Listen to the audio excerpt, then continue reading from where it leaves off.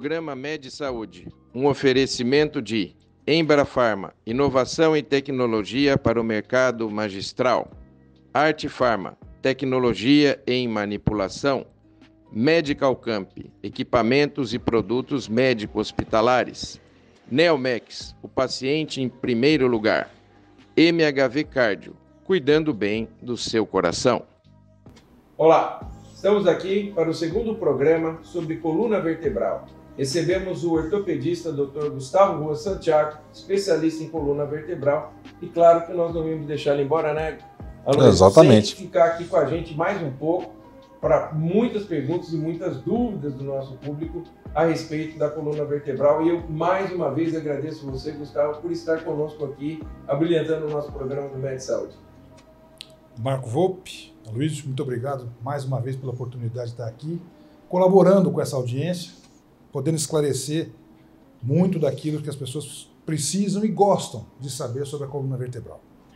A coluna realmente é um assunto apaixonante. E no primeiro programa, você deu orientações interessantes. Eu gostaria que você desse uma pincelada sobre qual é a posição correta para trabalhar. Eu acho que isso é uma informação extremamente importante para você que está em casa, para você que está vendo esse programa, que tem dúvidas sobre a coluna vertebral. Nós vamos ouvir de um especialista qual é a posição correta para trabalhar. Cadeira, mesa, para dormir, enfim. O que você tem para dizer assim, olha, para você cuidar bem da sua coluna, faça isso ou não faça aquilo? Muito bom. A coluna é um órgão que trabalha com movimento, trabalha te segurando em pé. No primeiro programa a gente falou da estrutura maravilhosa que é a coluna vertebral.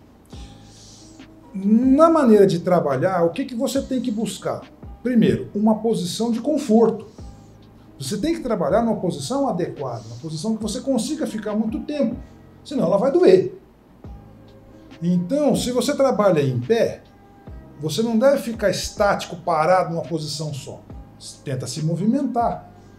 Deixa a coluna ter um pouco de movimento, de trabalhar um pouquinho, sair daquela posição estática fixa. Se você trabalha sentado, apoie a sua coluna. Deixa ela trabalhar aquilo que realmente é obrigatório. Se ela puder ficar apoiada nas costas, em geral na coluna lombar, ela vai trabalhar mais relaxada. Seu rendimento é maior, tanto em conforto quanto em tempo. Né? E para dormir, de novo, você tem que dormir numa posição relaxado. Você não pode acordar de manhã com dor nas costas. Se você estiver acordando com dor nas costas, você não está descansando direito. Ou tem alguma doença nessa coluna. Então, é óbvio que não vai ser no primeiro episódio que você... hoje eu acordei com dor nas costas, vou correr para procurar ajuda. Não precisa disso, todo mundo toma uma chuveirada quente e vai trabalhar. Agora, se você tem 2, 3, 4 dias, uma semana, rapaz, faz um mês que eu estou acordando com dor nas costas. Eu não era assim. Vamos conversar com alguém para te ajudar. Tá? Então tem algum problema aí. Não necessariamente você tem que sair trocando o colchão. Pode ser que seja, mas tem certeza que não tenha mais nada aí. Tá? Então a posição da coluna é essa. Gostoso, relaxado, confortável. Seja para trabalhar, seja para dormir. Perfeito. E sobre agora, vamos dar uma pequena guinada aqui, tudo que a gente estava falando. Outra coisa que inculca muito as pessoas no dia a dia são os famosos desvios de coluna. Lordose, cifose, escoliose e outras oses. Né? O que você tem para falar para a gente sobre isso, tratamentos? É o seguinte, desvios na coluna podem ser estruturados ou não. Desvio estruturado é deformidade. Se o sujeito for mais virado para frente, com a coluna saliente lá nas costas, ele tem cifose. Um aumento da cifose, já que existe uma certa cifose natural na nossa coluna. Esse fundo da coluna lombar é a lordose. Todo mundo tem um pouco. Se a pessoa tem uma lordose exagerada, ela tem uma hiperlordose. Né? E a escoliose é o desvio lateral. Agora, veja, esses desvios, cifose, lordose e escoliose, na maior parte das vezes, eles são estruturados. Então a pessoa não está com escoliose, ela tem escoliose. A coluna dela é torta. E nem por isso precisa doer. Tá? A escoliose, existe uma escoliose que é chamada de idiopática, que é a escoliose do desenvolvimento. A criança, no fim do crescimento, ela empena. Essa escoliose praticamente não dói, porque a criança cresce daquele jeito, né? É diferente da pessoa que sofre um acidente, tem uma fratura e fica torta. Isso é uma deformidade adquirida. Ela não foi preparada para isso, né? Então, os desvios estruturados, o que você tem que tomar cuidado? É a criança que está em desenvolvimento. Como uma árvore, uma planta. Se ela está com o tronco verde, você consegue corrigir com estaca, puxa daqui, puxa dali, ela desentorta.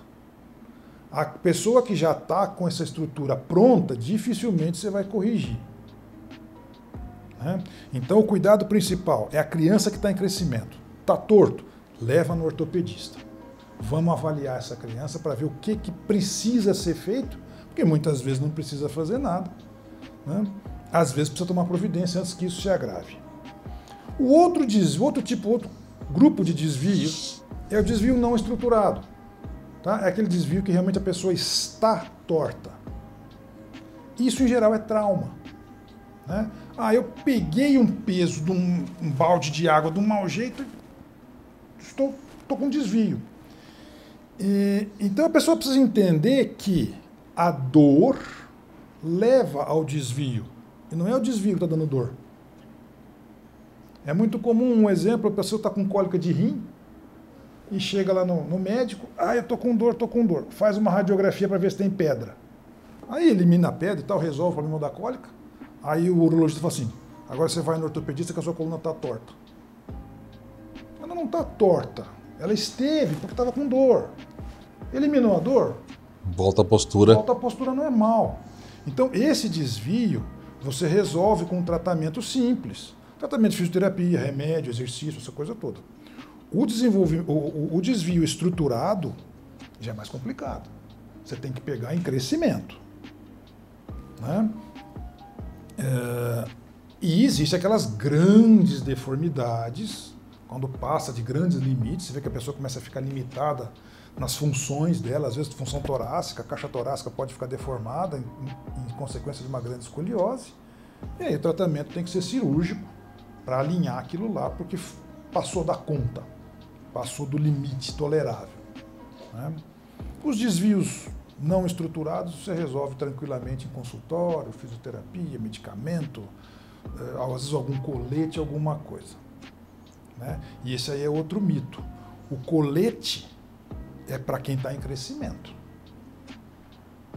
para aí você mexer na estrutura. O outro colete, que é aquele colete para dor, aquele é um colete mais simples, tal, ajuda temporariamente, mas você não pode ficar dependente dele a vida inteira. Então você usa enquanto está com dor, resolveu o processo doloroso, tira o colete, vai fazer exercício, que isso é uma coisa bem fugaz, bem rápida, né? Aquele colete que você usa, eu uso esse colete faz 5 anos, isso está errado. Esse colete é para uma crise. Passou a crise, tira o colete e vai fazer movimento. Vai fazer movimento. E eu pergunto, já falando disso, quais os melhores exercícios para a coluna? O que você poderia dizer? Algum esporte é prejudicial à coluna? Não. O esporte é uma maravilha para a coluna. A coluna adora esporte. Para a gente não falar que não tem nenhum que faz mal, entre aspas, o problema é a luta, né? Luta às vezes machuca, mas machuca joelho, machuca mão, machuca dedo, machuca coluna. Mas a coluna adora esporte. Ela foi feita para isso, né? O nosso corpo, ele foi feito para movimento. Aí, isso estamos um plagiando o outro, porque eu sempre falo isso para todo mundo. É que tem uma historinha aí que assim, eu apesar desse modelo aqui, quem assiste o programa já sabe, né? Eu faço muita atividade física, 5 vezes por semana. Né? O Volpe está aqui para não deixar eu mentir sozinho. Mas assim, eu sempre costumo dizer o seguinte, que hoje a atividade física não é só Porque antes se tinha muito do ponto de vista do cardiologista ficar indicando atividade física para o benefício do sistema cardiovascular. Meu ver hoje que esse benefício vai além, isso tem que ser uma visão muito mais ampliada, porque ele faz benefício para o corpo em geral, e inclusive para a parte psíquica. Sim. Né? Então, atividade, por isso que eu sempre também falo, o ser humano foi feito para se movimentar. Foi. Movimento. O nosso corpo padece hoje pelo sedentarismo. Sim. Né? Sedentarismo. Enquanto a gente tinha que correr atrás de comida, correr atrás de subir em árvore para buscar comida, a gente vivia magro e bem. Ou corria dos tigres de dente de sabre, né? Você tinha que andar depressa. O que não corria, tinha que comer. Mas eu brinco assim, quem acabou com a nossa saúde foi o sujeito que cercou a primeira galinha. Pronto, inventou o supermercado.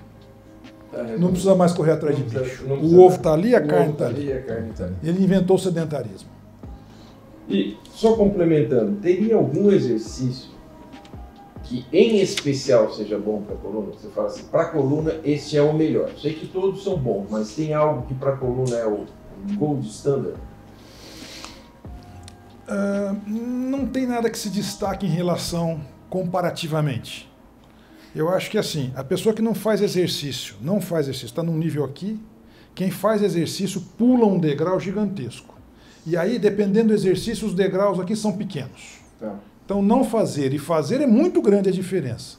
Fazer A ou B ou C, a diferença é pouca. Claro, a gente procura dar preferência àqueles que movimentam o tronco. Sim. Se você perguntar assim, o que é melhor para a coluna, falando só de coluna, basquete ou futebol? Basquete movimenta um pouco mais a coluna. Mas o cara que joga futebol, ele corre o tempo inteiro, ele está movimentando a coluna.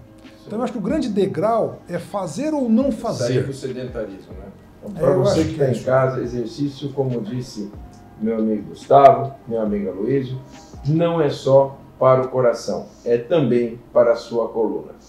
E aqui eu já pergunto, e sobre hérnia de disco? Mas essa resposta, nosso querido convidado Gustavo Ruas vai falar na segunda parte do nosso programa. Não sai daí, já voltamos.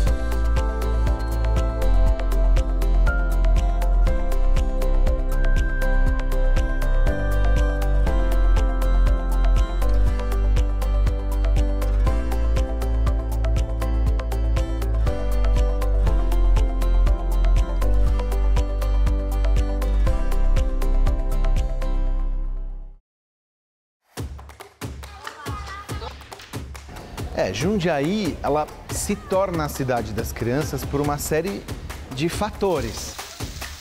Jundiaí, eu acho que teve o ineditismo, foi em ousar no formato, né? Tudo que a gente fala e está trazendo como especialista e trazendo também as experiências ao redor do mundo, o município quer escutar, quer aproveitar. Faz com que nós consigamos trazer para Jundiaí essa visualização das infâncias potentes dentro da escola e fora dela. A nossa abordagem fica muito mais fácil quando a criança já chega se sentindo bem no ambiente que ela vai ser atendida e acolhida, né? A gente consegue saber o que as crianças querem e o ponto de vista delas da cidade. É legal porque você tem a voz, sabe? Jundiaí é uma cidade das crianças porque a gente tem feito escolhas pelas crianças.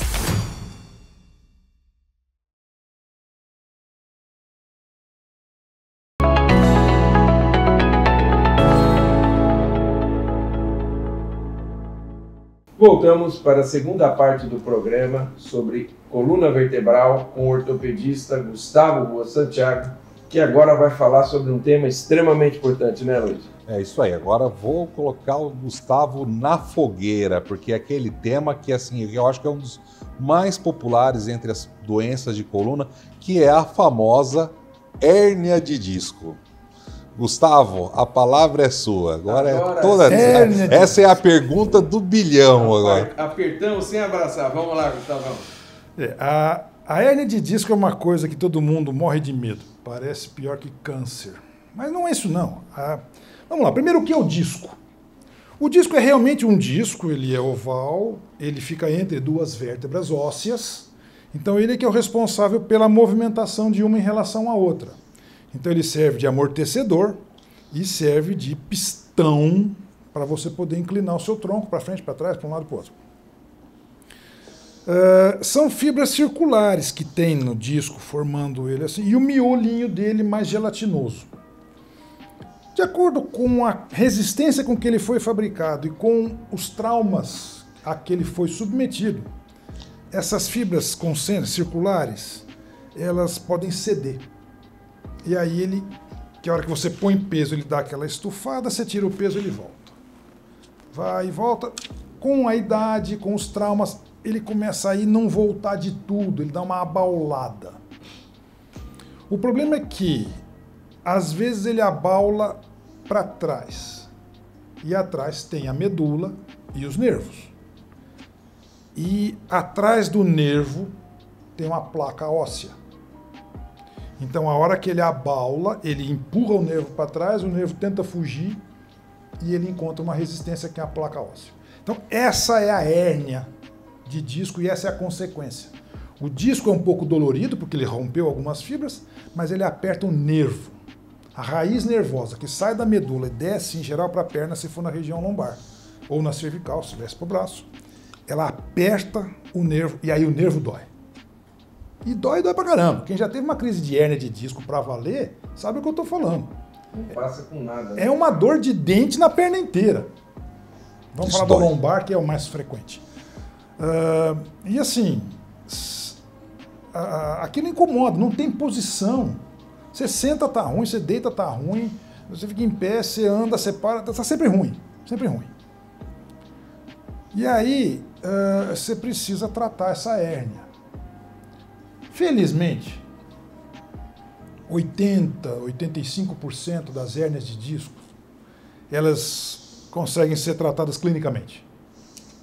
A hérnia desinflama, ela desincha, ela retrai um pouco. Ela não desaparece, não. Mas ela retrai. Com isso, ela para de empurrar o nervo contra a placa óssea e aí aquele nervo fica mais acomodado e aí ele fica tudo bem. Ele fica de bem com a hérnia.